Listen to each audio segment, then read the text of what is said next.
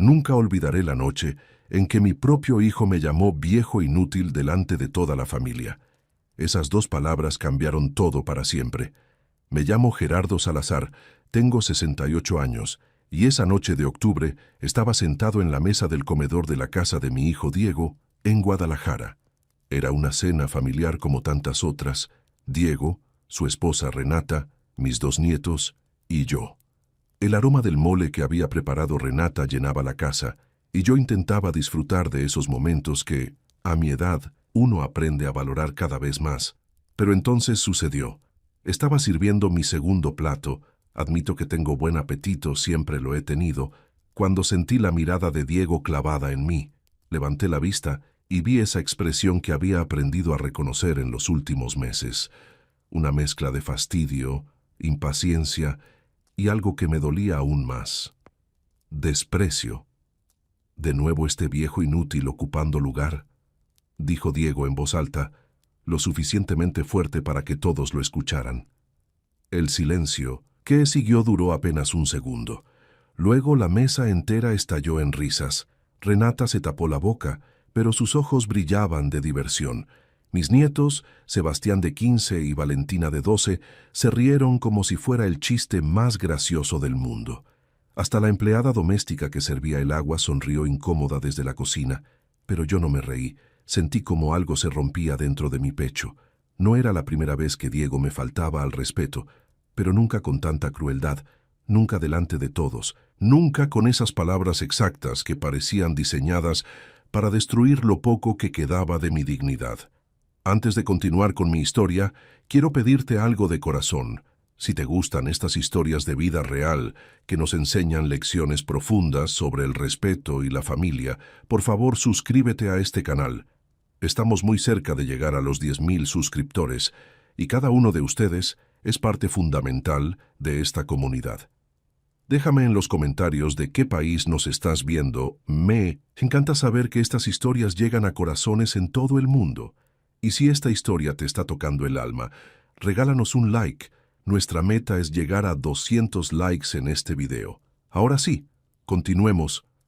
Miré a Diego a los ojos, mi hijo, el niño que cargué en mis brazos, al que enseñé a andar en bicicleta, por quien trabajé 12 horas diarias durante 30 años en la fábrica de textiles.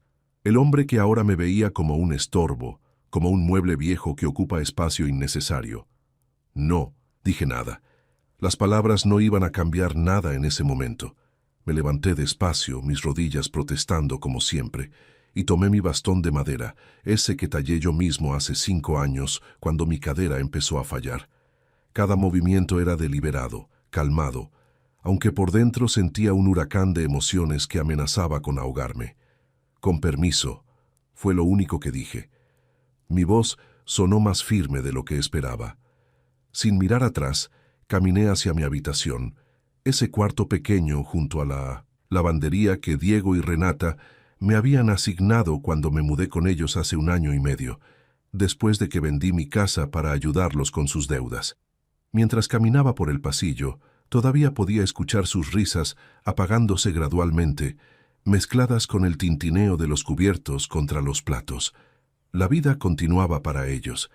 La humillación de un anciano no era suficiente para arruinar su apetito. Cerré la puerta de mi cuarto y me senté en el borde de mi cama angosta.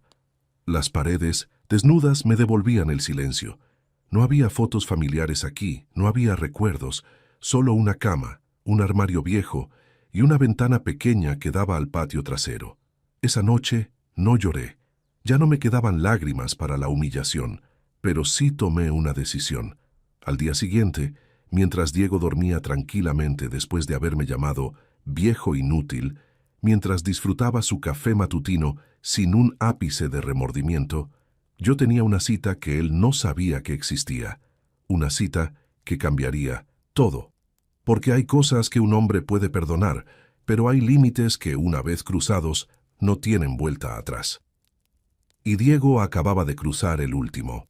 Para entender por qué las palabras de Diego me destrozaron tanto esa noche, necesitas conocer mi historia. Necesitas saber quién soy realmente, y no el viejo inútil que mi hijo ve ahora. Nací en 1957 en un pueblo pequeño de Jalisco, en una familia humilde donde el trabajo era la única religión que conocíamos. Mi padre era campesino, mi madre costurera. Aprendí desde niño que el valor de un hombre se mide por su esfuerzo, por su palabra, por cómo cuida a los suyos. A los 18 años me mudé a Guadalajara buscando un futuro mejor. Conseguí trabajo en la fábrica textil San Martín, donde pasaría los siguientes 35 años de mi vida. Empecé barriendo pisos y terminé como supervisor de producción. No fue fácil, pero era un trabajo honesto, y yo siempre fui un hombre honesto.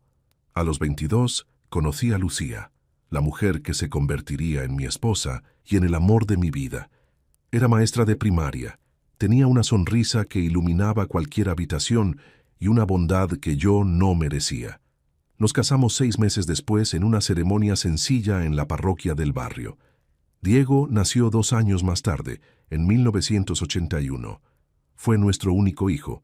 Lucía tuvo complicaciones en el parto y los doctores nos dijeron que no podríamos tener más hijos, pero no importó. Diego era nuestro mundo entero.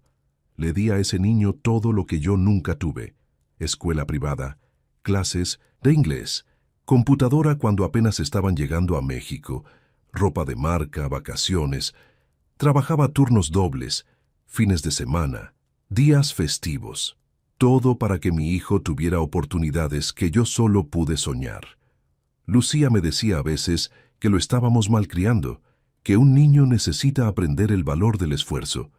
Pero yo no podía evitarlo. Cada vez que veía su carita iluminarse con un regalo nuevo, cada vez que llegaba con buenas calificaciones y lo abrazaba orgulloso, sentía que todo el cansancio valía la pena. Diego estudió administración de empresas en una universidad privada. Yo pagué cada colegiatura vendiendo el terreno que mi padre me había dejado de herencia. No me arrepentí ni un segundo. Cuando se graduó, lo ayudé a poner su propio negocio de importación de productos electrónicos. Saqué un préstamo usando mi casa como garantía. El negocio funcionó bien durante algunos años. Diego se casó con Renata, una mujer de familia acomodada que desde el principio me hizo sentir que yo no estaba a su altura social. Pero llegó 2020 y la pandemia destrozó su negocio. Diego acumuló deudas enormes, proveedores que exigían pagos, bancos que amenazaban con embargos. Estaba desesperado. Yo ya estaba jubilado entonces. Lucía había fallecido 3 años antes por cáncer. Esos fueron los peores días de mi vida. Y yo vivía solo en mi casa, esa casa modesta pero pagada que habíamos comprado con tanto esfuerzo.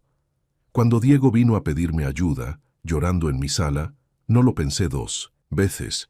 Vendí mi casa, la casa donde había criado a mi hijo, donde Lucía y yo habíamos sido felices, donde cada pared guardaba recuerdos de una vida construida con amor y sacrificio. Le di a Diego todo el dinero, 2.8 millones de pesos, suficiente para pagar sus deudas más urgentes y mantener el negocio a flote. «Papá, te juro que te lo voy a devolver», me prometió ese día, abrazándome con lágrimas en los ojos. «Eres el mejor padre del mundo». A cambio, Diego me ofreció vivir con él y su familia. «Para siempre, papá», me dijo. «Esta es tu casa ahora». Eso fue hace 1 año y medio, y desde entonces mi vida se convirtió en un infierno silencioso. Los primeros meses después de mudarme con Diego fueron tolerables, no perfectos, pero soportables. Renata mantenía una distancia educada pero fría. Diego estaba ocupado reconstruyendo su negocio. Los niños me ignoraban la mayor parte del tiempo, absortos en sus teléfonos y videojuegos. Yo intentaba hacerme útil. Ayudaba con las compras, reparaba cosas que se rompían en la casa, cuidaba el jardín. Intentaba ganarme mi lugar, justificar el espacio que ocupaba. Pero poco a poco, tan gradualmente que casi no lo noté al principio, las cosas cambiaron. Comenzó con pequeños comentarios de Renata.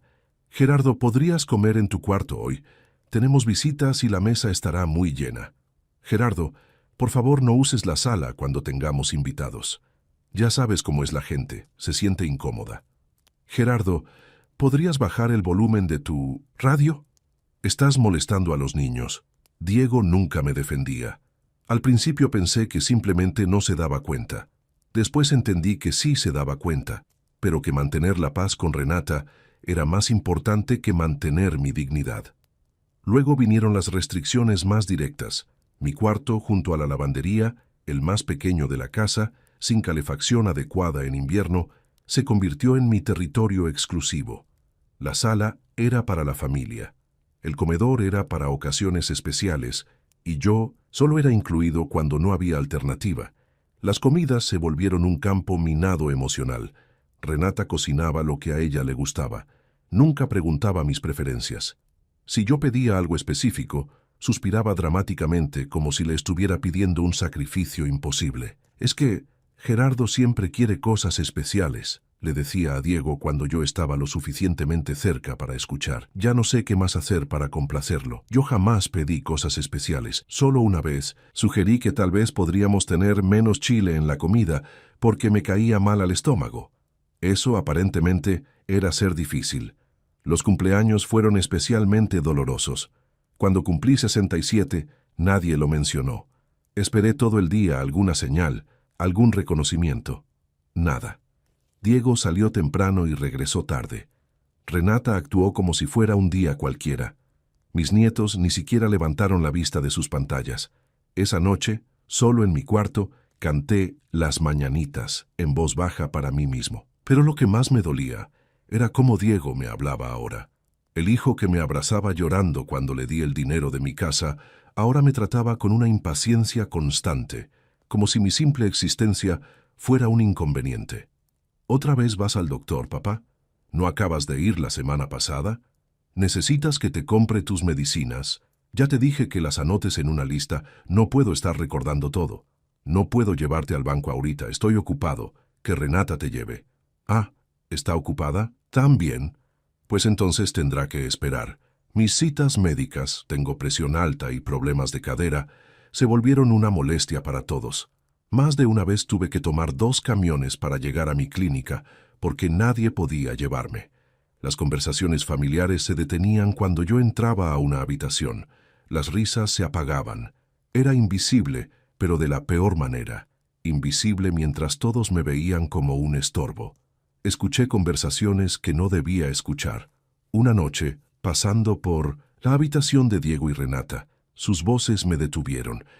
«No sé hasta cuándo vamos a tener que cargar con tu papá», decía Renata, con ese tono que había perfeccionado entre queja y acusación.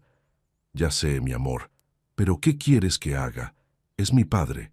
Un padre que se quedó sin nada. Si hubiera sido más inteligente con su dinero, no estaría aquí siendo una carga para nosotros.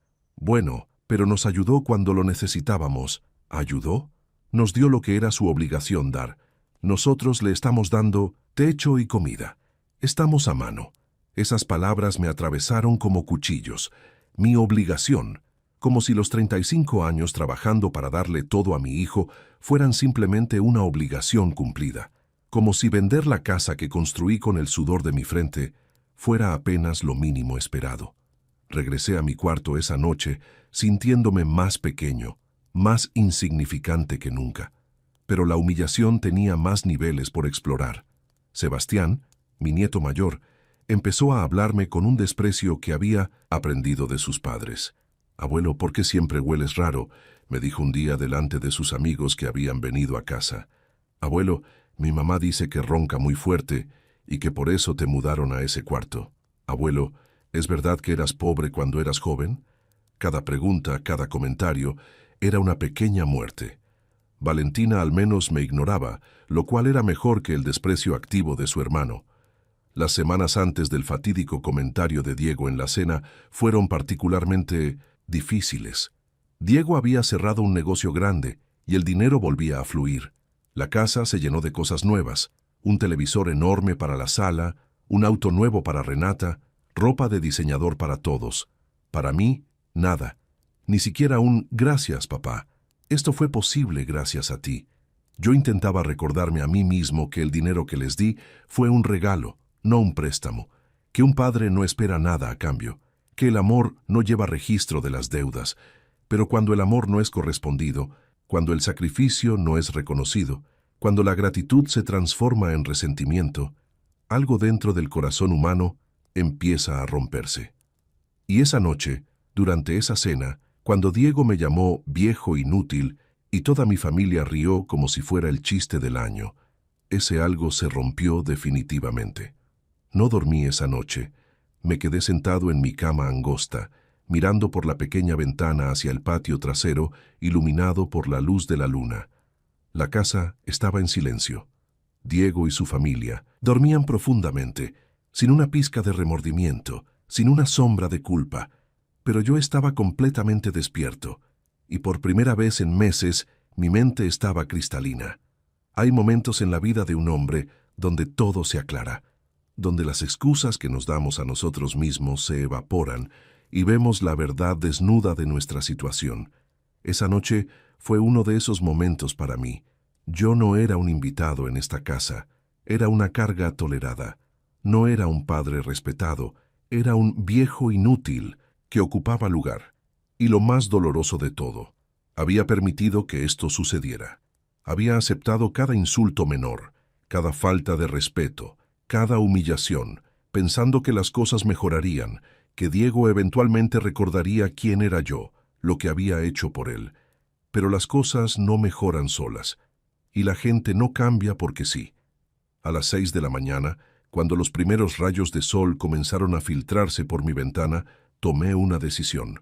Me duché, me afeité cuidadosamente, me puse mi mejor camisa, una azul que Lucía me había regalado años atrás y que guardaba para ocasiones especiales, y mis pantalones de vestir. Me peiné mi cabello gris con esmero. Cuando salí de mi cuarto, la casa todavía estaba en silencio. Eran las 7 de la mañana. Diego no se levantaba antes de las 9, y Renata menos. Dejé una nota simple en la mesa de la cocina. Salí a hacer unos trámites. Regreso en la tarde. Gerardo. No pedí permiso. No di explicaciones. Solo informé. Tomé el camión y durante 40 minutos observé Guadalajara despertar a través de la ventana. Vendedores ambulantes abriendo sus puestos, oficinistas corriendo hacia sus trabajos, niños con uniformes escolares caminando en grupos. La vida cotidiana de una ciudad que continuaba indiferente a mi pequeño drama personal. Pero mi drama personal estaba a punto de dejar de ser tan pequeño. A las 8:30 estaba frente a las oficinas del notario público número 47, el licenciado Rogelio Campos Hernández. Era un edificio colonial, bien conservado en el centro histórico, con su placa de bronce reluciente junto a la puerta de madera maciza. Había pedido esta cita 3 días antes del incidente de la cena, porque aunque esa noche fue la gota que derramó el vaso, yo ya venía llenando ese vaso con cada humillación durante meses. Ya tenía claro lo que necesitaba hacer, solo necesitaba el valor para hacerlo, y Diego, con su crueldad casual, me había dado ese valor. Don Gerardo, qué gusto verlo, me saludó el licenciado Campos, un hombre de unos 50 años con lentes de pasta y un apretón de manos firme. Pase, por favor. ¿Café? No, gracias. Prefiero ir directo al asunto. Nos sentamos en su oficina, rodeados de estantes llenos de códigos legales y archiveros metálicos. El ventilador del techo giraba lentamente, moviendo el aire caliente de la mañana. Usted mencionó por teléfono que quería hacer modificaciones importantes a sus documentos, comenzó el notario, abriendo una carpeta frente a él. ¿Sigue adelante con eso? Completamente, respondí, y mi voz sonó más firme de lo que me había sonado en meses. Quiero cambiar absolutamente todo. Lo que el licenciado Campos no sabía, lo que Diego no sabía, lo que nadie en mi familia sabía, era que yo no estaba tan desamparado como ellos creían. Porque aunque vendí mi casa para salvar a Diego, yo no era un tonto. Había trabajado 35 años, había sido supervisor, había ahorrado y había tomado ciertas precauciones que un hombre sabio toma cuando ya ha vivido casi 7 décadas y ha visto cómo el dinero puede cambiar a las personas. Años atrás, cuando Lucía todavía vivía, compramos juntos un terreno en las afueras de Guadalajara. Era una inversión pequeña entonces, pero Guadalajara había crecido, y ese terreno ahora estaba en una zona comercial en desarrollo. Su valor se había multiplicado por 10. También tenía una cuenta de ahorro que había mantenido separada, alimentada durante años con bonos de la fábrica y aguinaldos que Lucía y yo guardábamos religiosamente. Nunca la toqué, ni siquiera cuando vendí mi casa. Era mi red de seguridad, mi plan B, y había algo más. Algo que nadie sabía excepto yo y mi banco. Un seguro de vida que había mantenido durante 30 años con un valor de rescate considerable. No era una fortuna, pero sumado todo, yo tenía activos por más de 4 millones de pesos. Diego no sabía nada de esto, nadie lo sabía, porque yo había aprendido algo importante en mis años de vida.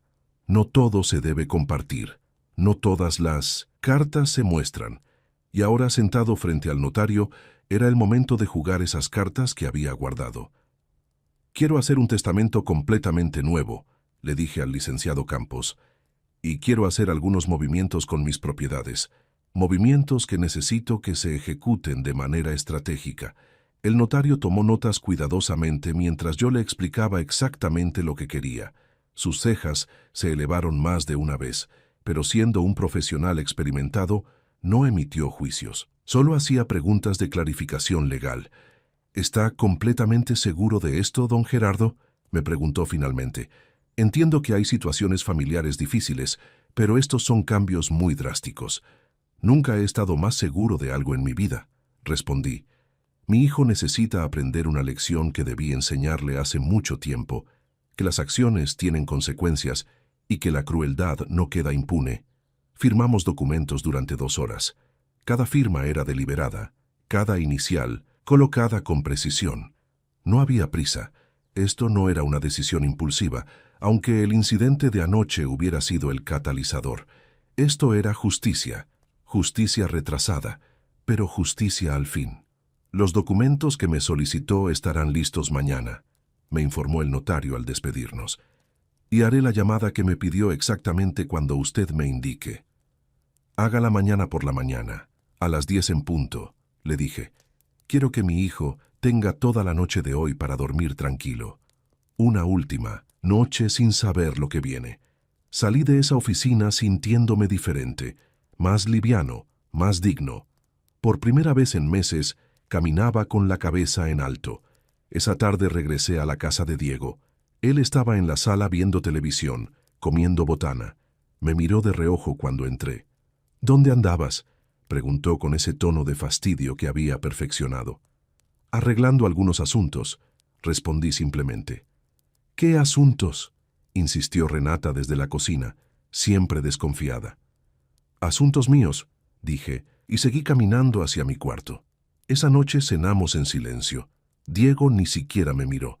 El incidente de la noche anterior ya estaba olvidado para él. Solo había sido un chiste más, una manera de quedar bien con su esposa y hacer reír a sus hijos. Para mí, había sido un punto de quiebre. Me acosté temprano y esta vez sí pude dormir, profundamente, porque sabía que mañana, a las 10 de la mañana, el teléfono de Diego sonaría, y su vida cambiaría para siempre. Porque a veces, la única manera de enseñar respeto es mostrar que incluso un viejo inútil puede tomar decisiones que sacuden imperios. La mañana siguiente amaneció despejada. Un cielo azul perfecto sobre Guadalajara, sin una sola nube. Irónico, pensé, considerando la tormenta que estaba a punto de desatarse en la vida de mi hijo. Me levanté a las 7, como siempre. Me preparé un café instantáneo en la pequeña cafetera que mantenía en mi cuarto, otra de las muchas concesiones que había tenido que hacer para no molestar en la cocina principal. Me senté en mi cama y esperé. Diego tenía una reunión importante esa mañana en su oficina de importaciones.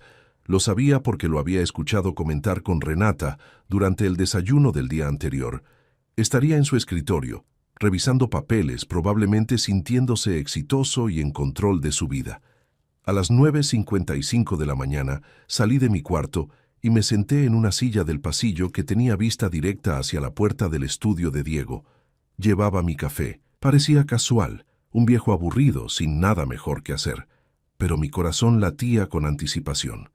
A las 10:00 en punto, exactamente como lo había coordinado, el teléfono de Diego sonó.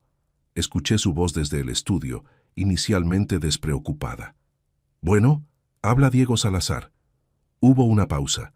Podía imaginar al licenciado Campos del otro lado, con su tono profesional pero serio, identificándose como notario público.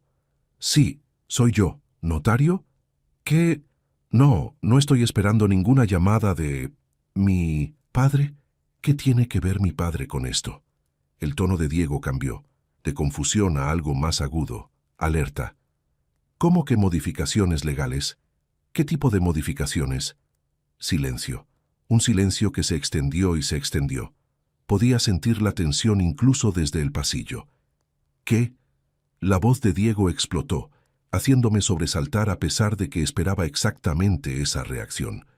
¿Cómo que ha transferido la propiedad del terreno? ¿Qué terreno? Yo no sabía que él tenía un terreno. Más silencio. Imaginé a Diego recibiendo la información que el notario había preparado meticulosamente. La descripción del terreno de 800 metros cuadrados en zona comercial, su valor actual estimado en 3.2 millones de pesos, y el pequeño detalle de que había sido transferido completamente a una fundación benéfica. ¿Una fundación? ¿Está hablando en serio? Mi padre donó un terreno de millones de pesos a una fundación de ancianos desamparados. El nombre de la fundación era absolutamente intencional, Fundación Dignidad para el Adulto Mayor. La había investigado cuidadosamente. Era legítima, hacía trabajo real ayudando a personas mayores abandonadas por sus familias. Personas exactamente como yo me estaba convirtiendo en la casa de mi propio hijo. La ironía no era sutil, pero no pretendía que lo fuera. Espere, espere. Diego ahora sonaba desesperado. Tiene que haber un error. Mi padre vive conmigo, yo lo cuido, él no tiene razón para... ¿Qué más? ¿Hay más? Oh, sí, Diego, hay mucho más. ¿Cuenta de ahorro? ¿Qué cuenta de ahorro? Mi padre no tiene dinero. Vendió su casa para ayudarme y se quedó sin nada. Podía sentir el momento exacto en que la realidad comenzó a penetrar su cerebro. La voz del notario, imagino, era calmada pero implacable, detallando cada activo que Diego desconocía que existiera. La cuenta de ahorro, 890,000 pesos, acumulados durante 30 años de trabajo disciplinado. Ahora dividida equitativamente entre 3 organizaciones benéficas diferentes. No un peso, para mi hijo, el seguro de vida, con un valor de rescate de 420,000 pesos, ya rescatado, ya donado. No puede hacer esto, Diego gritaba ahora, y escuché el golpe de su puño contra el escritorio. Soy su hijo, su único hijo. Ese dinero me pertenece por derecho. Ahí estaba, la verdad desnuda. Para Diego yo no era su padre, era una fuente de recursos, un cajero automático que se había quedado temporalmente vacío, pero que al morir debía entregar su saldo final. Pero había más, mucho más. Testamento. ¿Qué quiere decir con que el testamento...? La voz de Diego se quebró. No, no, no, no. Eso no puede ser legal. Él no puede... Ah, pero sí podía, Diego. Y lo hice. Mi testamento anterior, hecho años atrás cuando Lucía vivía, dejaba todo a Diego. Era natural. Era lo que un padre hace. Mi nuevo testamento, firmado ayer, era completamente diferente. Cualquier activo que quedara a mi nombre al momento de mi muerte, mi pensión acumulada, cualquier pertenencia de valor, hasta el reloj de oro que me dieron cuando me jubilé, sería distribuido de la siguiente manera. 50% para la Fundación Dignidad para el Adulto Mayor, 30% para la escuela primaria, donde Lucía enseñó durante 20 años, en su memoria, 20% para mis nietos, Sebastián y Valentina, pero con una condición. Solo podrían acceder a ese dinero al cumplir 25 años, y solo si podían presentar evidencia documentada de haber cuidado y visitado regularmente a algún adulto mayor necesitado durante al menos un año. Para Diego, nada, absolutamente nada. «Exijo hablar con mi padre ahora», rugió Diego. «Pásmelo». «¿Cómo? ¿Qué quiere decir con que mi padre dio instrucciones específicas de no...?» «Exacto, hijo. Di instrucciones muy específicas de que si intentabas contactarme directamente para discutir estos asuntos, el notario debía simplemente colgarte. Esto es una locura», continuaba Diego. «Voy a impugnar esto. Voy a llevar esto a los tribunales. Mi padre claramente no está en sus cabales. Está senil. Está siendo manipulado. Escuché al notario. Dios lo bendiga por su profesionalismo, respondiendo con calma. Podía imaginar sus palabras. Señor Salazar, su padre fue evaluado psicológicamente como parte del proceso. Tengo aquí el certificado del doctor Ramírez Ochoa, psiquiatra certificado, que confirma que don Gerardo está en pleno uso de sus facultades mentales. Además, todo fue grabado en video. Su padre expresó sus razones con absoluta claridad y coherencia. ¿Sus razones? ¿Cuáles razones? Y aquí venía la parte que más había esperado, la parte que me había costado días escribir, reescribir, perfeccionar. El notario tendría ahora en sus manos mi carta, mi declaración, mis razones.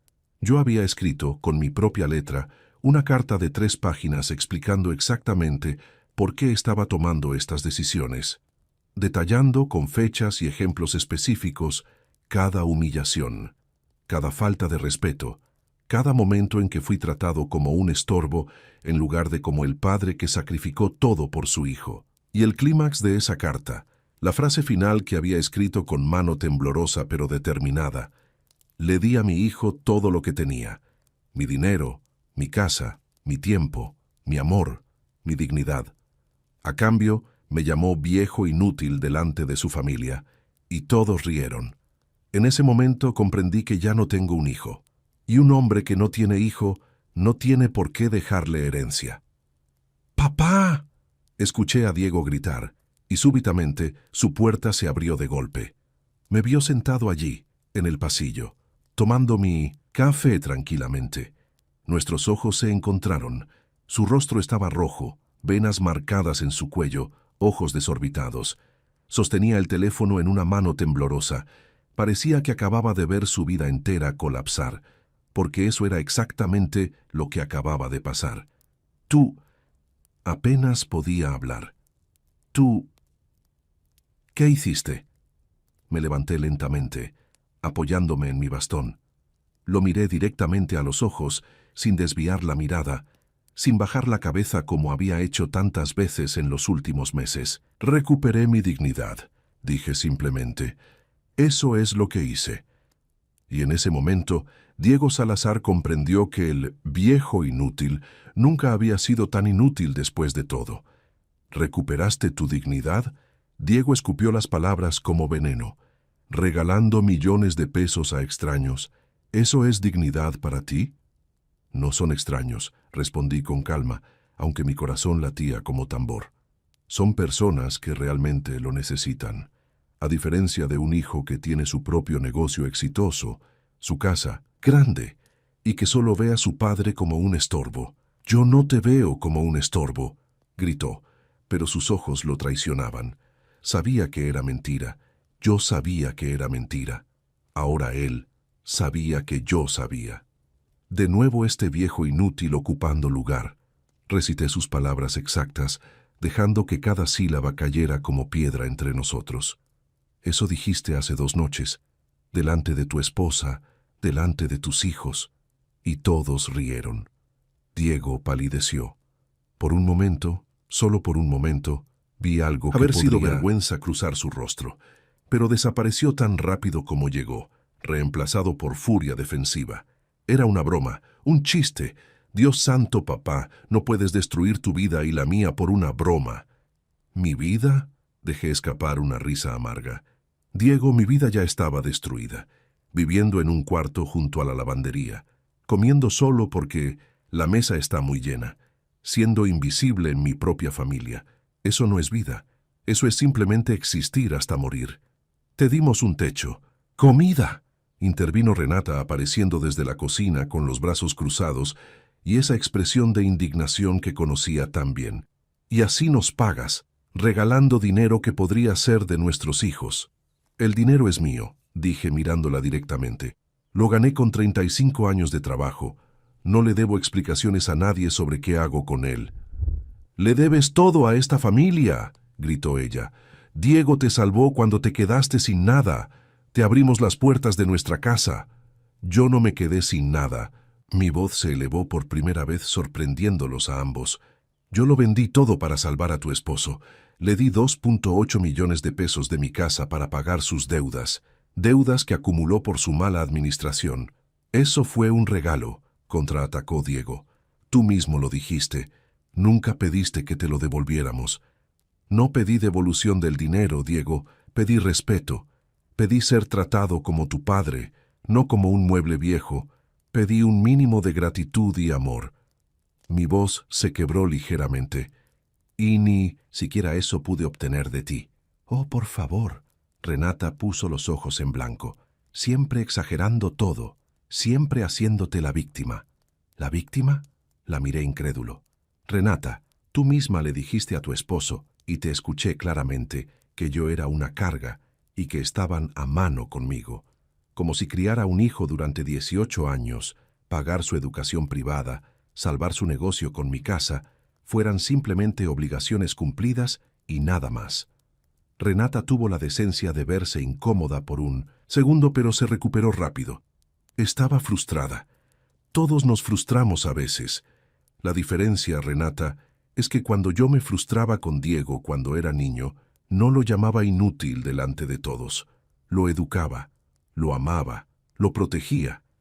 Sebastián y Valentina aparecieron en el pasillo, atraídos por los gritos. Sus ojos iban de sus padres a mí, confundidos y asustados. Diego los vio y pareció recuperar algo de compostura. Bajó la voz, pero la intensidad permaneció. Papá, sé que no hemos sido perfectos contigo, lo reconozco, pero esto es demasiado. Estás castigando a toda la familia, incluidos tus nietos, por un comentario estúpido que hice. No los estoy castigando, Diego. De hecho, dejé algo para Sebastián y Valentina, bajo condiciones que espero les enseñen algo que tú claramente no aprendiste, que los adultos mayores merecen respeto y cuidado. ¿Bajo condiciones? Diego rió histéricamente. Estás condicionando la herencia de tus propios nietos, igual que yo condicioné toda mi vida a tu bienestar. Trabajé turnos dobles condicionado a que tuvieras mejor educación. Vendí mi terreno paterno condicionado a que terminaras la universidad. Vendí mi casa condicionado a que salvaras tu negocio. Hice una pausa. La diferencia es que mis condiciones te dieron oportunidades. Las condiciones del testamento les enseñarán valores. No tienes derecho. Diego estaba temblando ahora. No tienes derecho a decidir qué lecciones necesitan aprender mis hijos. Tienes razón, dije, suavemente. No tengo derecho a educar a tus hijos, pero sí tengo derecho a decidir qué hacer con mi dinero. Y decidí que no va a ir a una familia que me desprecia. Nosotros no te despreciamos. Diego. Hijo. Mi voz se suavizó, y por un momento fue como hablar con el niño que alguna vez cargué en mis brazos. Mírate ahora mismo. No has preguntado cómo me siento, no has preguntado por qué hice esto. No has dicho, lo siento, papá, por llamarte inútil. Lo primero que hiciste fue calcular cuánto dinero perdiste. El silencio que siguió fue ensordecedor. Diego abrió la boca, la cerró, la abrió de nuevo. Ninguna palabra salió, porque sabía que tenía razón. El notario te envió mi carta, continué. Léela completa. Está todo ahí. Cada humillación, cada momento en que me sentí menos que humano en esta casa.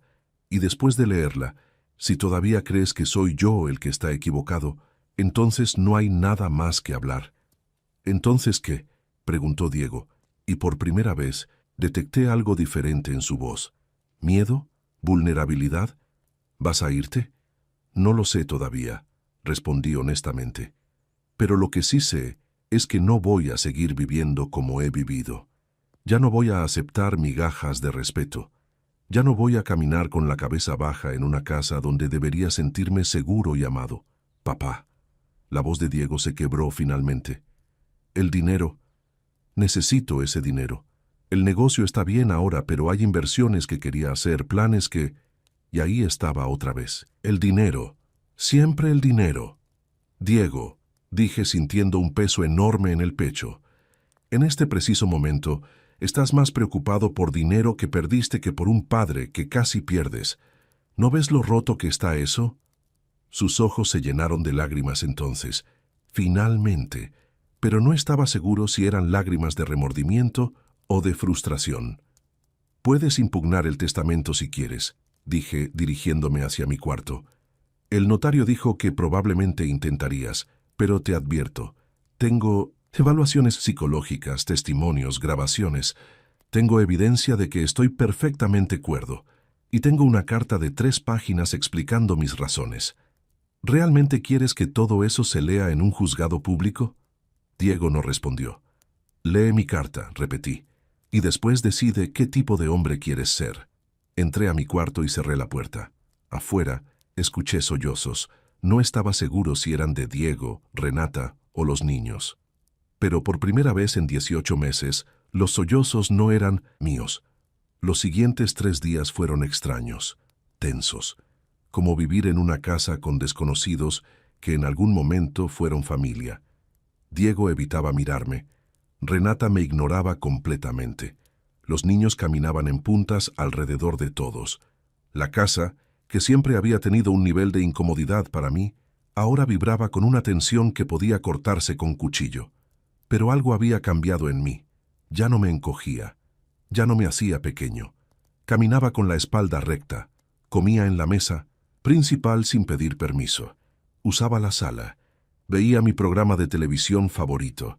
Si alguien tenía problema con eso, podían decírmelo. Pero nadie dijo nada. La tarde del tercer día estaba en el jardín trasero, un espacio que había aprendido a amar porque al menos ahí estaba solo y en paz, cuando escuché la puerta corredera abrirse detrás de mí. Era Diego. Tenía papeles en la mano. Mi carta. Se sentó en la silla de jardín junto a mí sin decir palabra. Por varios minutos, solo estuvimos ahí. 2 hombres que compartían sangre pero que se habían vuelto extraños. «La leí», dijo finalmente, su voz apenas un susurro. 3 veces. «La leí 3 veces». No respondí. Esperé. No recordaba... Su voz se quebró. No recordaba la mitad de las cosas que escribiste. O tal vez sí las recordaba, pero no les di importancia. No sé qué es peor. «Las 2 cosas son malas, Diego», dije suavemente. «Tienes razón». Dejó escapar un suspiro tembloroso. «Dios, papá, tienes toda la razón. Me convertí en alguien horrible, en alguien que mi mamá se le quebró la voz, que mi mamá habría odiado». La mención de Lucía me atravesó el corazón. Ella sí habría odiado lo que Diego se convirtió. Ella, que era pura bondad, que me regañaba cuando yo era demasiado duro con él de niño, que siempre veía lo mejor en todos. «Tu mamá te amaba», dije, «y yo también te amo. Pero amor no significa aceptar maltrato, Diego, ni siquiera de un hijo». «Lo sé».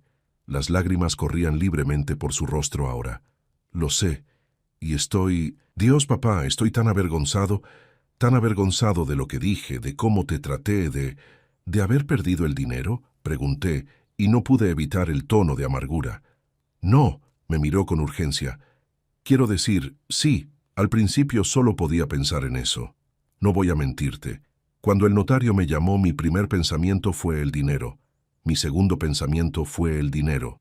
Mi tercer pensamiento fue el dinero». Terminé por él. «Fue el dinero», admitió, avergonzado. «Pero después de leer tu carta, después de ver todo escrito, papá, me vi a mí mismo como realmente soy, y me dio asco». «Diego, no, déjame terminar, por favor», respiró profundo.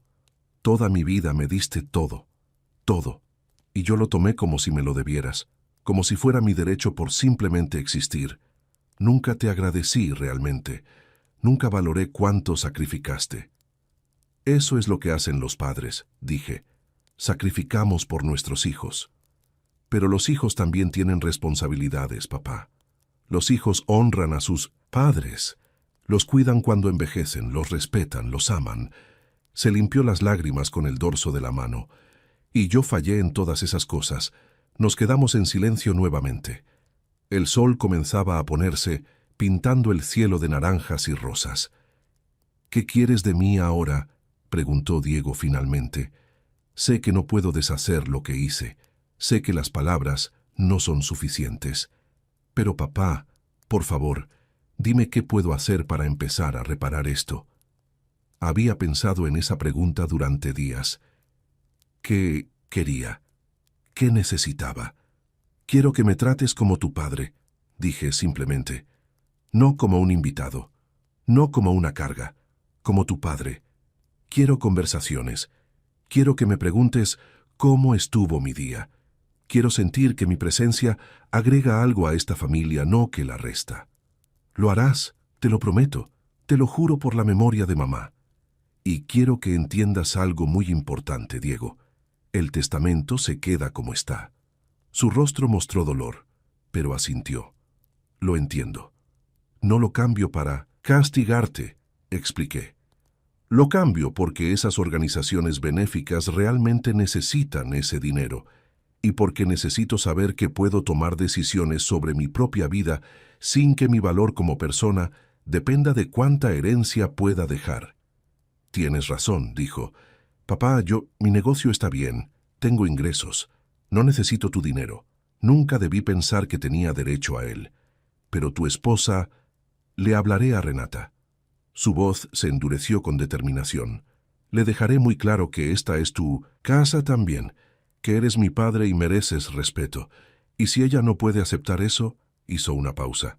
Bueno, tendremos que tener conversaciones difíciles. No quiero causar problemas en tu matrimonio. Tú no estás causando nada, papá. Yo causé esto. Yo dejé que ella te tratara mal. Yo participé en ello. Eso termina ahora. Extendió su mano hacia mí, no para estrecharla, sino como cuando era niño y quería que lo tomara de la mano para cruzar la calle. La tomé. No será perfecto de inmediato, dijo. Probablemente cometeré más errores, pero papá, te prometo que voy a intentar ser el hijo que mereces, el hijo que mamá habría querido que fuera. Eso es todo lo que pido, Diego, un intento honesto. Los días siguientes trajeron cambios pequeños, pero significativos. Diego movió mis cosas del cuarto de la lavandería a la habitación de huéspedes principal, que era 3 veces más grande y tenía su propio baño. Renata, aunque todavía fría, comenzó a preguntarme qué quería comer. Los niños, especialmente Valentina, empezaron a pasar tiempo conmigo preguntándome sobre mi vida, sobre su abuela Lucía. Sebastián me pidió perdón una tarde, llorando, por los comentarios crueles que había hecho. Le conté sobre las condiciones de su herencia, no como castigo, sino como oportunidad. Sus ojos se iluminaron cuando le hablé de poder ayudar a otros. No todo fue color de rosa. Hubo recaídas, hubo momentos tensos, pero había algo fundamental que había cambiado. Yo había cambiado. Ya no era el hombre que aceptaba migajas. Ya no era el viejo inútil que ocupaba lugar. Era Gerardo Salazar, padre, abuelo, trabajador jubilado, hombre que sacrificó todo por su familia y que finalmente aprendió que el amor propio no es egoísmo, es supervivencia. 3 meses después de aquella llamada del notario, estaba sentado en la mesa del comedor para el cumpleaños número 13 de Valentina. Había decoraciones, había pastel, había risas, y cuando Diego levantó su copa para hacer un brindis, me miró directamente. «Por mi papá», dijo, su voz cargada de emoción. «El hombre más fuerte que conozco. El hombre que me enseñó la lección más importante de mi vida, que la dignidad no tiene precio y que nunca es tarde para hacer lo correcto». Todos brindaron, incluso Renata. Y yo, Gerardo Salazar, de 68 años, sentí que finalmente, después de tantos meses de oscuridad, volvía a ser visible. No como un estorbo, sino como un padre, porque a veces la única manera de recuperar el respeto es recordarle al mundo y a ti mismo que siempre tuviste el poder de exigirlo. Si esta historia tocó tu corazón, si te hizo reflexionar sobre cómo tratamos a nuestros mayores, por favor compártela. Suscríbete al canal si aún no lo has hecho. Cada suscripción nos acerca más a nuestra meta de 10,000 y nos motiva a seguir compartiendo estas historias de vida. Y lo más importante, si tienes padres, abuelos o cualquier adulto mayor en tu vida, llámalos hoy. Diles que los amas. Pregúntales cómo están. No esperes a que sea demasiado tarde para darles el respeto y el amor que siempre merecieron, porque la dignidad no se mendiga, se exige, y nunca, nunca es tarde para recuperarla. Nos vemos en la próxima historia.